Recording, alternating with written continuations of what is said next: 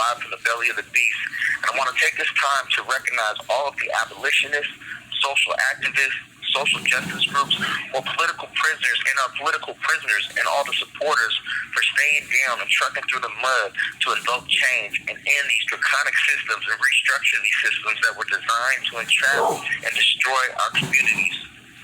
We face an uphill battle every day, from between those of us that are incarcerated and those of us that are fighting from the outside.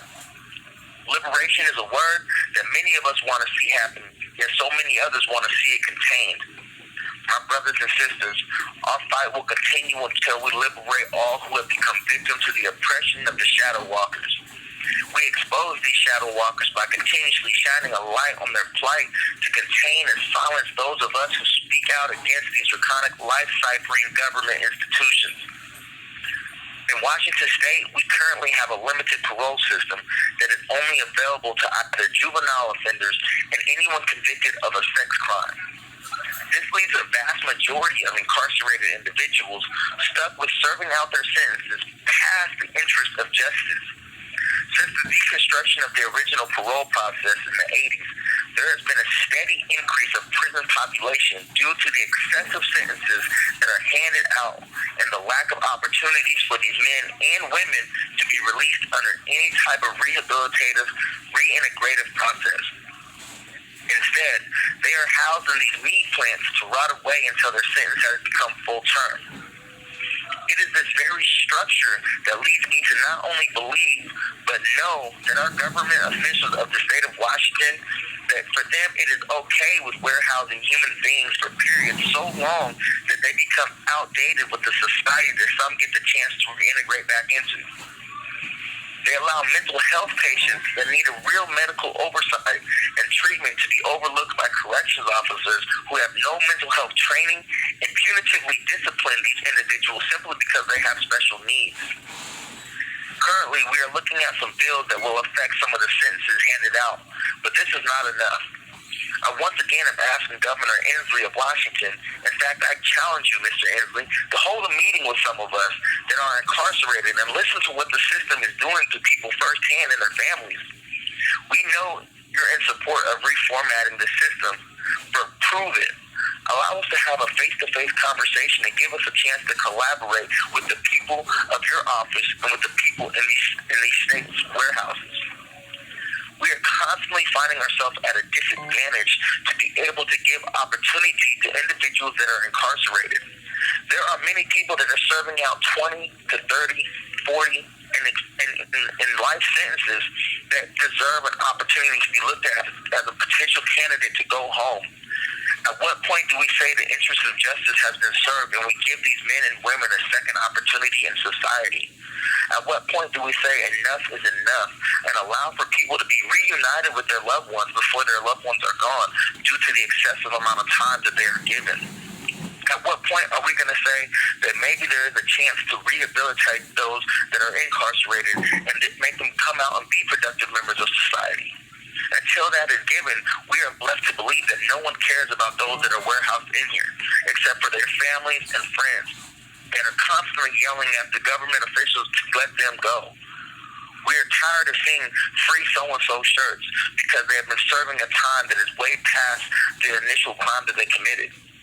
Why is it that we aren't looking at these individuals when we have these reform bills? They're only reforming for individuals that have lower amounts of time or sentencing timelines. It is proven through statistics that people that have served extensive amounts of time have a less recidivism rate than people with lower amounts of time. But I'm not trying to exclude my brothers and sisters with less time either. The system itself is so flawed that even those that have lesser time are expected to come back, and yet they have debts waiting for them. And so upon their return, because they are setting up a fail-proof system that allows for people to get reintegrated back into society with as little help as possible so that they will reoffend and come back into the institution. This revolving door needs to be closed. And the only way that we can close this revolving door is by continuously telling and yelling at the window until someone opens it and says, what do we want? What we want is to be liberated of these confinements, liberated of these chains, and liberated of this grasp that they have on our lives inside of these institutions. Governor Inslee, this is your chance to make a difference. This is your chance to do something. I Are you going to just sit in your office and allow for your constituents that are, whether they're incarcerated or not, to continuously have to fight an uphill battle when in fact that you can have some say and be able to do something different for the lives of the incarcerated individuals? Time is of an essence. People are losing family members left and right. And there's nothing more disheartening than being able to sit in here and not be able to be there for your family when they're, especially during this time of COVID. There are so many scary things that are happening on in our society right now, and yet so many people are unable to be there to comfort their families. There are men in here that have served 30, 40 years and still have 20, 30 more years to serve, which may not even live long enough to serve out the rest of their sentences, and yet they have no inclination that they will recommit an offense. Why are these people not looked at? Why isn't there has been something put in place to reintegrate an opportunity for these individuals to get out earlier? Why is it that they are being ignored? Do not allow our voices to be silenced behind the walls of these incarcerations and the sentencing structure that has been put in place to keep people incarcerated. You are currently running an issue with overpopulation and having to deal with officers that are being mandated to take a vaccine that are in turn quitting and running out of enough people to even run these facilities. The issue is not getting more funding into the facility. The issue is having too many people in the facility in the first place. Release individuals and give them an opportunity to go back into society. We have a clemency board where they don't even allow for the individuals that have been firsthand working with people here in these institutions to even speak on their behalf. There are many accounts where I've talked with many officers that said, if I was given the opportunity, I would speak on your behalf to show that your change has been one of significance and that you deserve an opportunity to go back into society. Why aren't these people allowed to speak?